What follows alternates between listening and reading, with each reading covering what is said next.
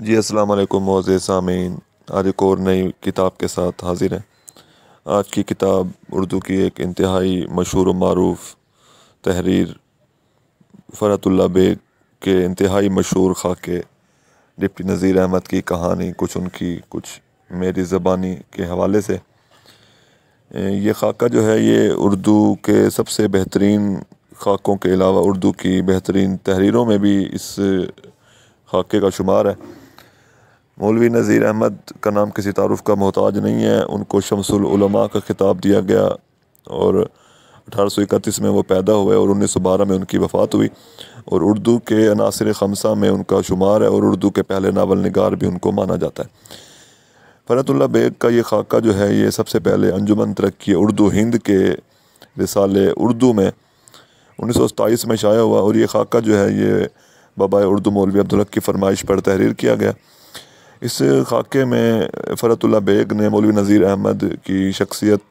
ان کے اٹھنے بیٹھنے، ان کی بول چال، ان کی زندگی، ان کے گھریلو زندگی، ان کے لباس، ان کی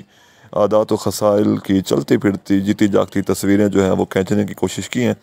اور اس کے علاوہ انہوں نے اس میں طنز و مزاح سے بھی کام لیا، اور دلی کی زبان، دلی کے محاورے، دلی کے روزمرہ اور دلی کی معاشرت کی بھی انہوں نے بھرپور عکاسی کی ہے، اور بے شمار یونیورسٹیوں میں اس کتاب کو حساب کے طور پر شامل کیا گیا۔ اور فرحت اللہ بیگ 1883 میں دلی میں پیدا ہوئے اور 1947 میں ان کی وفات ہوئی، اور اس کتاب میں مولوی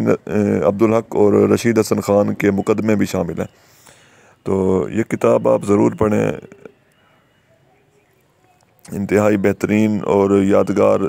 تحریروں میں سے ایک تحریر۔ اس خاکے میں فرحت اللہ بیگ نے جہاں استاد اور شاگرد کے رشتے کا ذکر کیا ہے، وہاں انہوں نے مولوی نذیر احمد کی شخصیت کی بھرپور عکاسی بھی کی ہے، اور ان کی شخصیت پہ پڑے ہوئے پردے جو ہے وہ اٹھانے کی کوشش کی ہے، اور ان کی گھریلو زندگی کی جو ہے وہ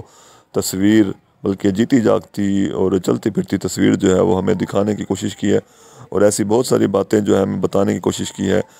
جو کہ کہیں اور جن کا ذکر ہمیں کتابوں میں نظر نہیں آتا۔ تو اس کتاب کو اگر آپ پڑھنا شروع کریں تو آپ اس کو مکمل کیے بغیر جو ہے وہ ہرگز نہ رہ سکیں گے، تو اس کتاب کو ضرور پڑھیں،